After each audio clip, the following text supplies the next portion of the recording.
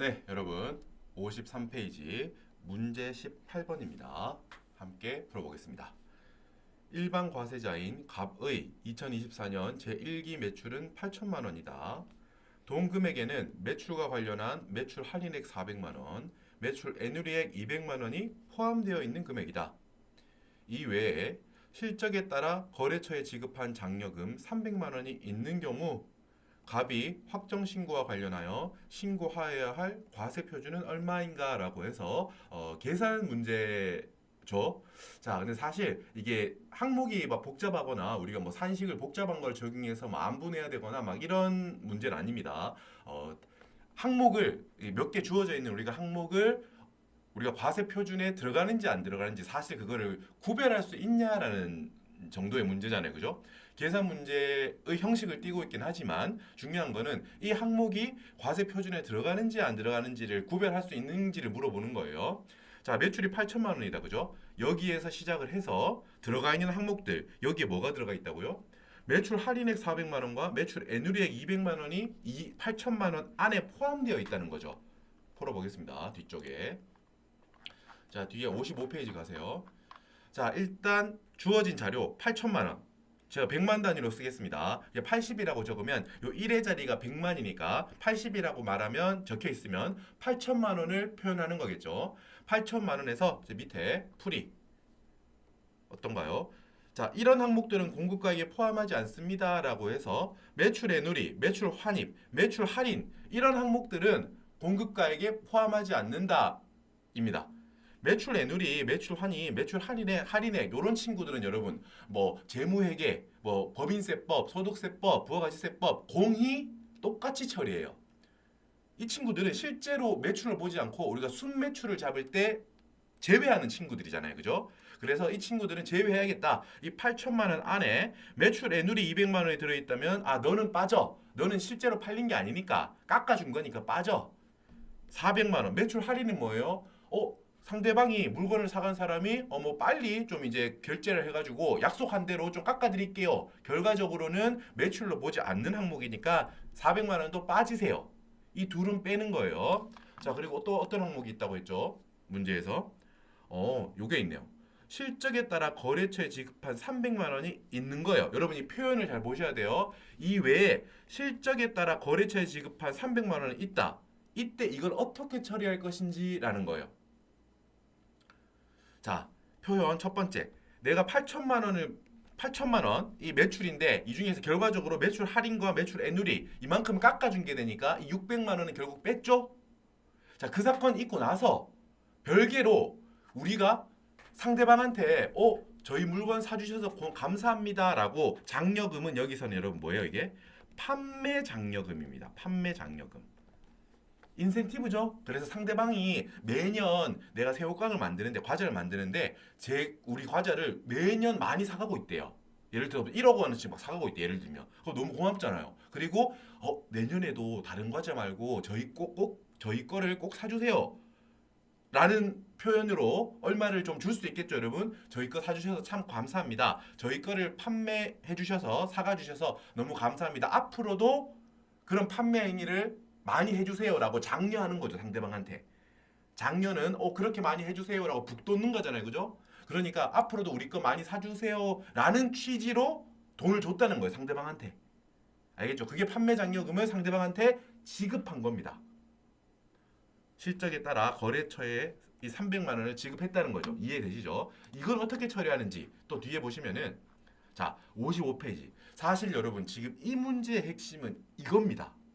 그러니까 매출 할인이랑 매출 애누리를 제외해야 된다는 것도 우리가 당연히 알아야겠지만 이제 그거는 많은 분들이 알 거라고 생각을 하고 대다수는 거기에 대해서 헷갈리지 않았을 겁니다. 그 정도는 우리가 잘 할 수 있어요. 크게 이제 뭔가 워낙 많이 했던 친구들이니까 회계 공부할 때부터 매출 애누리, 매출 환입, 매출 할인 이런 게 일어나면 순수한 매출을 구할 때 총 매출에서 이런 항목들은 빼고 순매출을 도출해내야 되는구나라고 회계랑 법인세, 소득세 모든 게 공이 그렇게 했기 때문에 그게 지금 이 문제의 포인트가 아니라고요. 지금 이 문제의 포인트는 이겁니다. 뭐? 판매 장려금이요. 일단 결론부터. 자, 여기 사업자가 재화 또는 용역을 공급받는 자에게 우리 거를 사줘서 너무 고맙습니다 라는 의미로 지급하는 판매 장려금, 이건 어떻게 한다고요 여러분? 과세 표준에서 공제하지 않는 항목이라고 표현되어 있습니다. 일단 설명을 풀이에 끝나고 나서 다시 한번 설명드릴게요. 이어서 자 보세요. 과세 표준에서 공제하지 않는다. 공제한다는 건 뺀다는 거잖아요. 쉽게 말해서 과세 표준에서 이런 항목이 있더라도 빼지 마라고 정해놨다고요. 지금 법에서. 그죠? 그러니까 300만 원을 상대방한테 지급했으니까 결국 내가 8천만 원 매출이 있었고 매출 할인 이런 것들 빼서 600만 원 뺐고 상대방한테 결과적으로 이거 돌려줬으니까 이만큼도 빼야 되지 않나? 라고 착각할 수 있는데 그렇지 않다라고 세법에서 말한다고요. 그런 게 있더라도 빼지 마 이 말이에요. 이거를 빼서 만약에 7,100만 원으로 하면 이게 틀렸다 이 말이에요. 자 그러니까 어떻게 됩니까? 일단 정답부터 찾고 8천만 원에서 매출 할인과 매출 애누리 이런 것들 200만 원, 400만 원을 뺐죠? 그러면은 정답은 7,400만 원이 정답입니다. 300만 원은 빼면 안 돼요. 판매 장려금은 빼면 안 돼요. 그래서 1번 정답이 아니다 이 말이에요. 1번은 속임수다. 정답은 3번 7,400만 원이 정답이다라는 거예요. 잠깐 설명드릴게요. 자, 강조합니다. 제가 여기 열심히 써놨는데 같이 한번 공부해 볼게요. 자, 여러분 어떻게 표현되어 있냐 하면 여러분 이거 질문도 되게 많이 하시고 원래 이 부분이 처음에 공부하실 때 되게 많이 헷갈리는 부분입니다. 이 의미를 제가 한번 설명드려 볼게요. 자, 아래 항목들 1번, 2번, 3번은 아래 항목들이 있더라도 과세 표준에서 이런 항목들을 금액을 빼면 안 된다라고 주의를 주는 거예요. 부가가치세법이. 아시겠죠? 제가 적어놨습니다. 아래 항목들은 공급, 즉 매출이 일어난 후에 이런 1번, 2번, 3번의 항목들이 매출 그 사후에 이런 항목들이 사건이 일어나더라도 앞에 일어난 매출 금액에서 이런 사건의 금액을 빼면 안 된다는 뜻이라고요, 이게. 이해되시죠? 어떻게? 결국 이런 의미입니다. 아래 항목들은 매출 사후에 일어난 독립된 항목으로 보라 이 말이에요. 아시겠죠? 그 매출을 앞에 매출하고 관련해서 우리가 돈을 줬네. 앞에 우리 새우깡 사갔다, 과자 사갔잖아요. 그럼 나한테 매출이죠? 근데 그 후에 아까 전에 예를 들면 한 달 전에 저희 거 사가 주신 거 그거 너무 감사합니다라고 그 후에 돈을 줬다는 거잖아요. 판매장려금. 그죠? 그렇더라도 이거를 앞에 일어난 매출에서 빼자. 결과적으로 받았던 걸 돌려준 거잖아. 빼자라고 착각하지 말라고요. 이거는 독립적으로 매출 일어났고 그거는 공급이 일어났으니까 부가가치세는 그걸 내라는 거죠. 부가가치세는 그게 거기에 해당하는 걸 내라 이 말이에요. 그 후에 고마워서 돈을 준 거는 별개의 사건이다 이 말이야. 앞에 일어난 매출하고 연결이 되어 있죠. 사실 스토리상으로는. 하지만 뭐다? 부가가치세에 대한 과세는 공급이 일어났죠. 그럼 그거에 대해서 그냥 과세하는 거예요. 그 후에 이런 일이 일어났더라도 제외하지 마라. 1번은 뭐예요, 여러분? 공급이 일어났어요. 그 후에 시간이 지났는데 내가 현금으로 받은 게 아니고 외상으로 팔았대요. 그럼 매출 채권이 생길 거 아니에요. 자산이 생길 거 아니에요. 그래서 기다렸는데 너무 안타깝게도 그 매출 채권이 시간이 흘러봤더니 못 받을 걸로 판단이 됐대요. 그죠? 그러면은 매출했던 거가 돈이 회수가 안 되니까 과거 일어났던 매출 그거를 다 없애자. 부가가치세도 거기에 대해서 내지 말자. 이렇게 할 수 없다는 거예요. 매출을 해서 빼지 마라. 매출해서 공제하지 마라. 그거는 그대로 있고 차후에 뭐 대손이 일어났다면 그거는 따로 뭐 대손에 관련한 세액공제 그거를 따로 별도로 움직이는 거지. 매출 자체에서 이걸 차감하지 마라 이런 뜻이에요. 3번도 마찬가지. 내가 돈을 뭐 물건을 그 건물 같은 걸 지어주고 예를 들어서 하자 생기면은 내가 그거 보증해줄게라고는 했다는 거예요. 그걸 위해서 공급받는 자에게 지급 후 보관시키는 하자 보증금.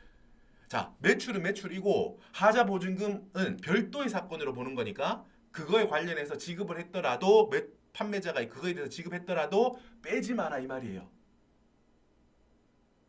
내가 물건을 팔고 혹시 그 물건에 대해서 내가 보장하는데 그 물건에 대해서 이상이 생기면 내가 책임진다. 못 믿어? 그럼 내가 너한테 미리 돈을 좀 줄게. 하자 보증금 쪽으로. 하자가 생기면 그 돈으로 고치면 되잖아요. 그럼 내가 믿을 수 있죠, 나를? 이런 식으로 판매한 후에 돈을 줬다는 거예요, 지금.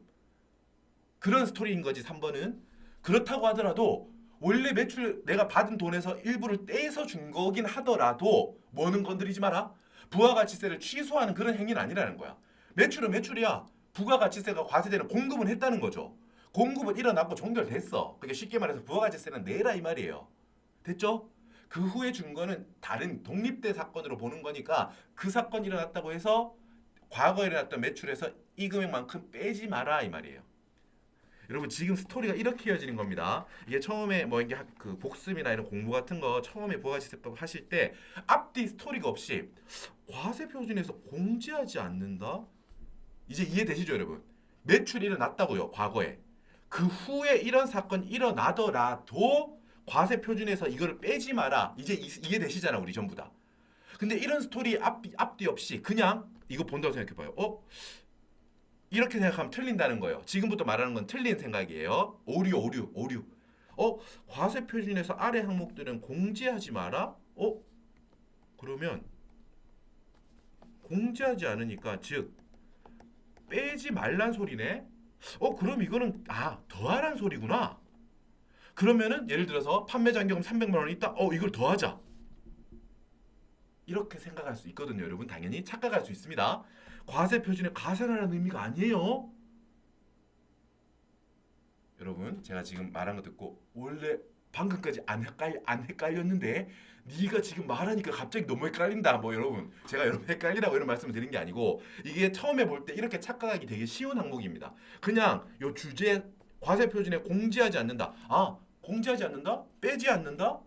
결과적으로 빼지 말라는 거니까 이런 게 있으면 더하라는 거구나. 이렇게 해석하면 안 된다고요. 이렇게 해석할 일이 아니다. 이제 우리는 더 이상 이것 이렇게 헷갈리지 않는다. 그래서 이 항목을 보고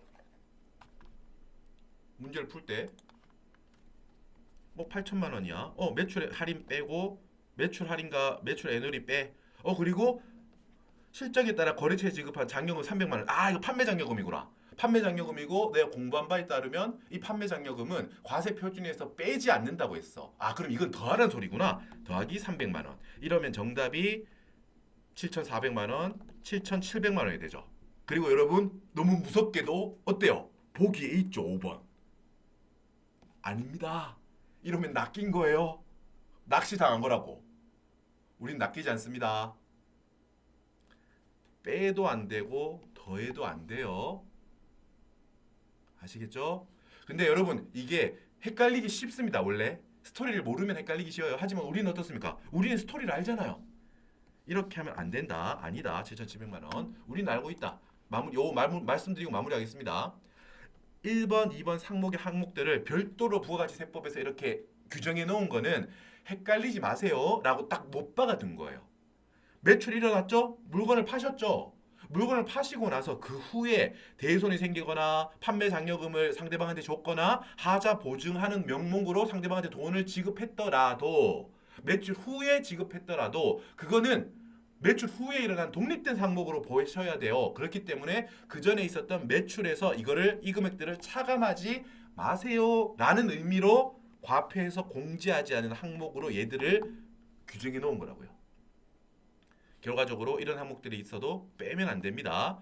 물론 더하면 더더욱 안 되고요. 오케이. 자, 수고 많이 하셨습니다. 잠깐 쉬셨다가 다음 문제에서 찾아뵙겠습니다. 고생하셨습니다.